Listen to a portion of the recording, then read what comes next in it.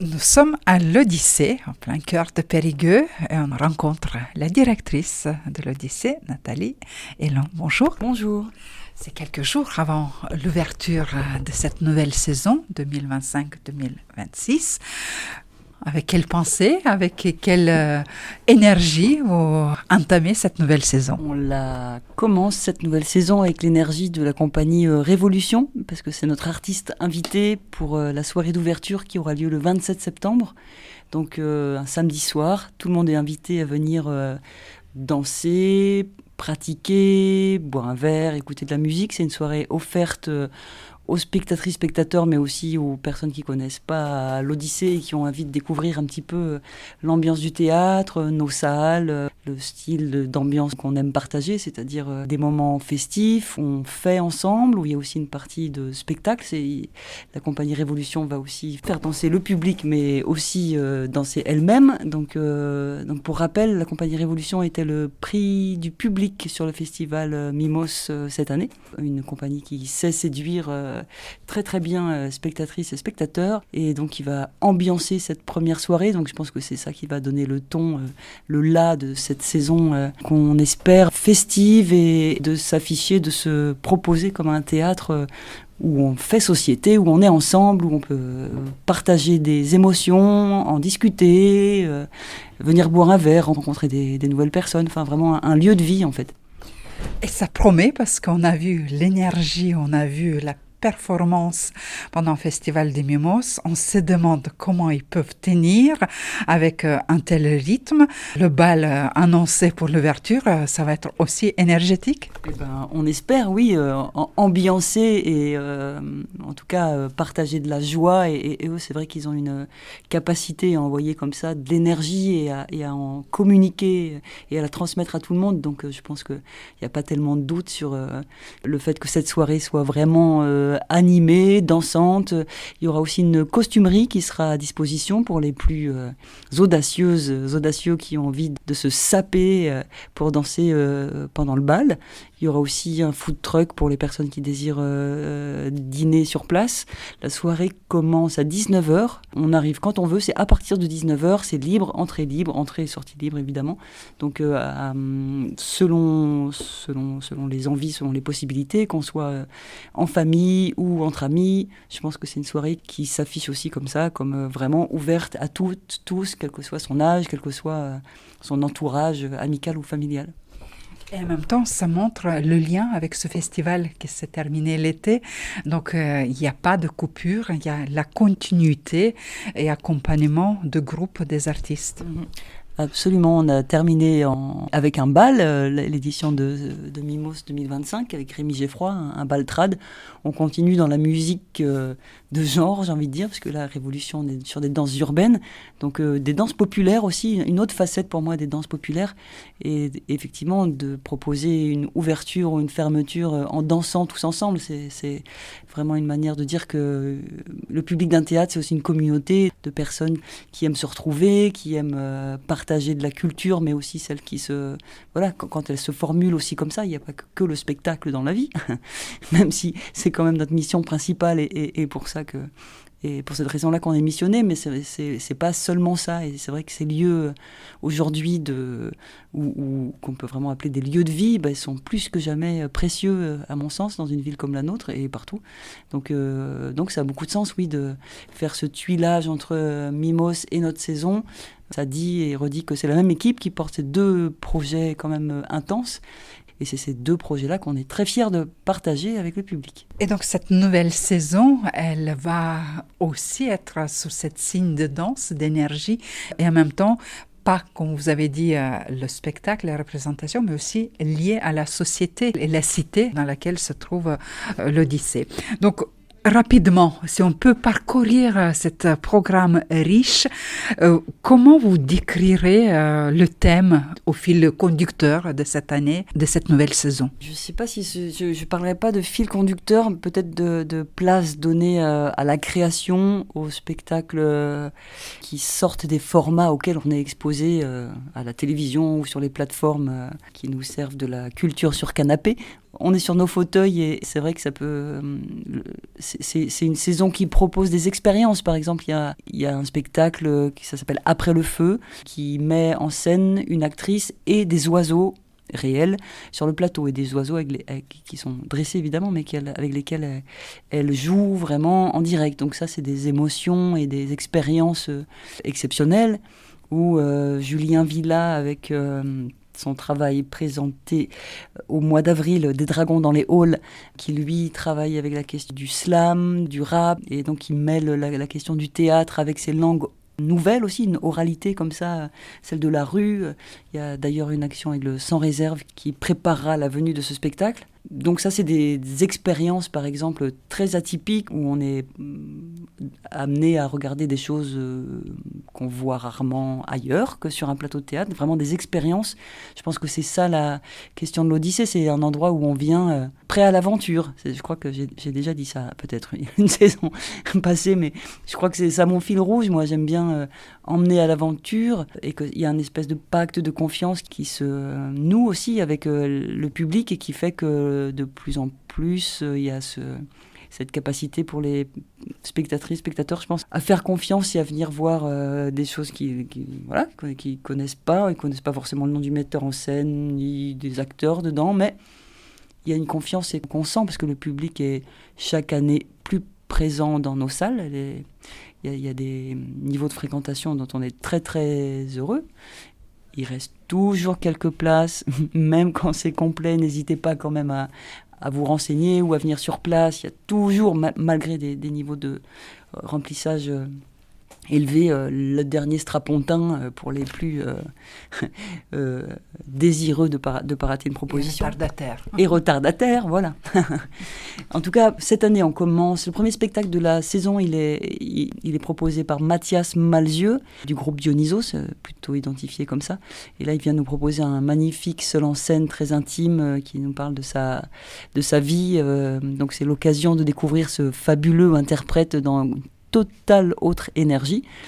Et donc voilà, ce spectacle pour inaugurer, donc un spectacle rassembleur aussi, à mon sens, et rassembleur, mais qui nous emmène dans un endroit de l'intime. Et à suivre, l'immanquable Jimmy, par la compagnie 3e Génération, qui est la compagnie associée au théâtre. Une compagnie associée, ça veut dire que c'est une équipe artistique qu'on aide en production, on les aide à financer leurs répétitions, on s'engage à diffuser leurs créations ici, et puis aussi d'en être ambassadeur auprès des autres professionnels. Donc c'est une compagnie avec qui on a un lien très étroit.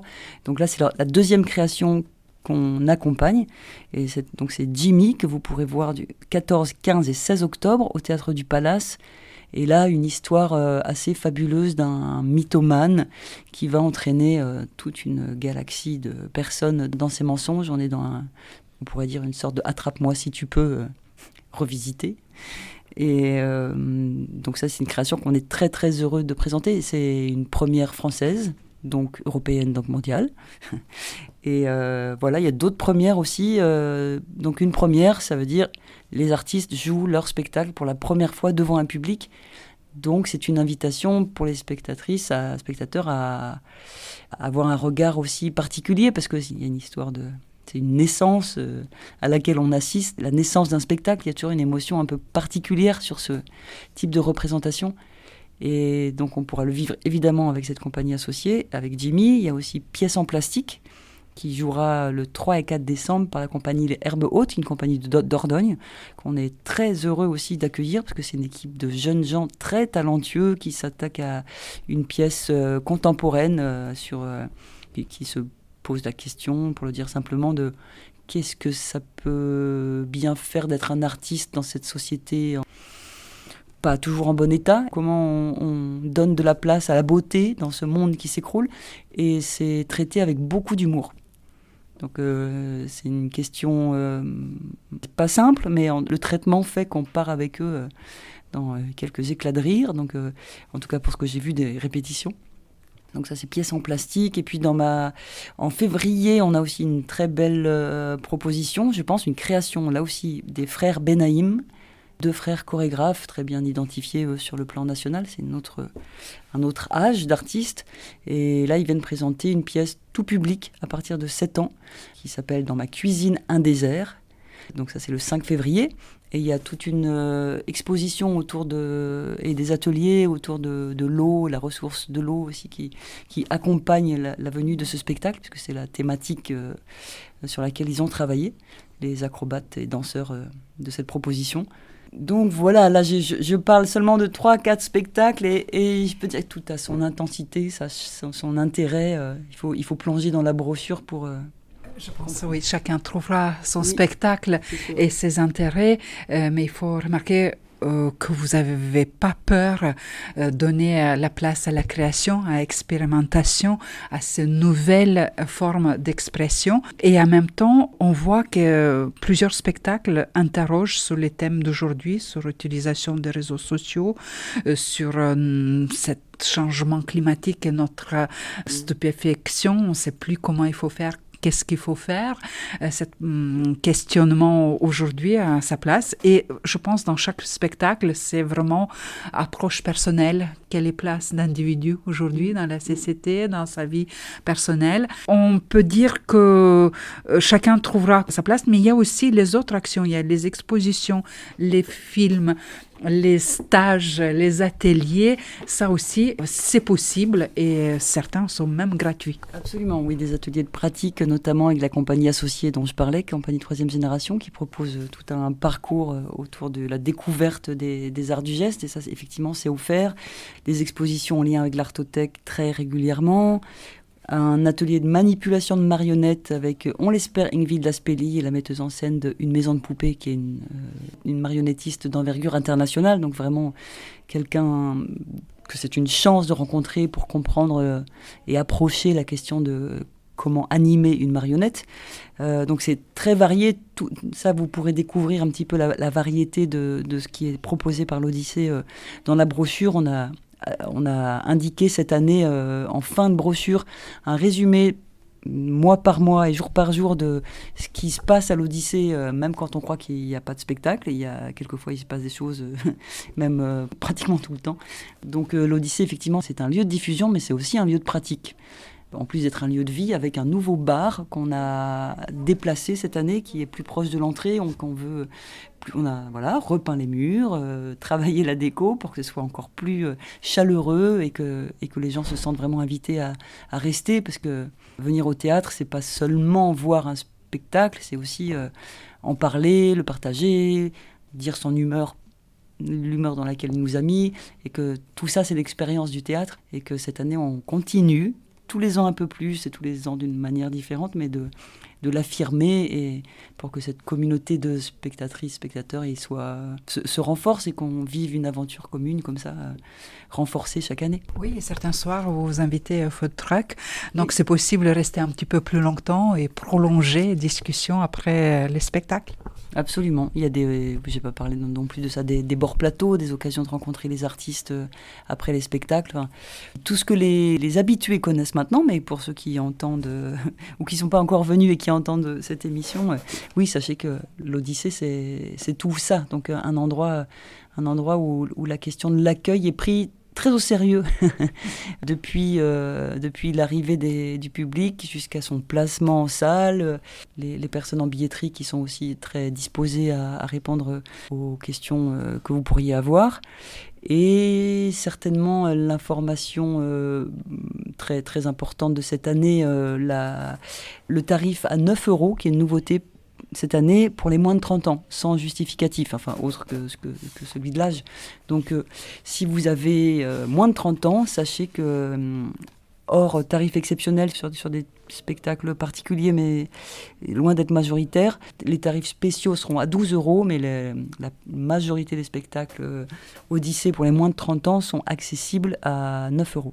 Et nous avons relevé une pépite dans votre programmation, mois d'avril, Radio Pirate. C'est l'histoire des radios. On ne peut pas ne pas parler de cette création. Effectivement, une création d'une compagnie régionale et qui revient sur l'histoire de la création de la FM, enfin de la radio libre en fait dans les années 80. Enfin c'est une histoire qui est plus ancienne encore, mais en tout cas ce moment-là en France de l'arrivée de la liberté d'expression, on peut dire, sur les ondes de la radio. Donc c'est un pan de notre histoire qu'il est important de connaître. Ça permet de réaliser aussi là où on en est aujourd'hui et comment notre société elle bouge par rapport à ces questions-là. Donc c'est très important pour nous de sensibiliser le jeune public sur cette question de la liberté d'expression et de l'histoire de cette question-là, notamment à travers le média radiophonique. Bien, merci pour cette présentation. On va inviter nos auditeurs à prendre contact avec vos personnels pour réserver les places, acheter les abonnements. Il y a des cartes cadeaux, ça peut aussi être pour les gens qui tout d'un coup auraient une belle inspiration d'offrir la venue à un spectacle. Cette année sur une saison Odyssée, il y a cette question des cartes cadeaux. J'ai pas décrit non plus la question des abonnements en famille, mais des 3 spectacles dans la saison. Pour un adulte et un jeune de moins de 18 ans, il y a aussi des tarifs très accessibles et les places sont à 10 € pour les familles par personne. Mais c'est aussi une entrée nouvelle en tout cas pour venir en famille et profiter de découvrir et pour le coup de partir à l'aventure avec ses enfants à la découverte du théâtre, parce que ces tarifs-là nous semblent favoriser, pour le moins dans un contexte qu'on connaît, difficile, de continuer à vivre des expériences en famille et celles-là, je pense qu'elles sont précieuses et qu'elles durent longtemps. Donc n'hésitez pas à vous renseigner aussi sur tous les types d'abonnements et on essaye de trouver des solutions pour que chacun puisse trouver l'occasion de venir et de partager ce moment merveilleux qu'est la venue au théâtre. Merci et belle saison pour l'Odyssée et merci à vous Nathalie Alain.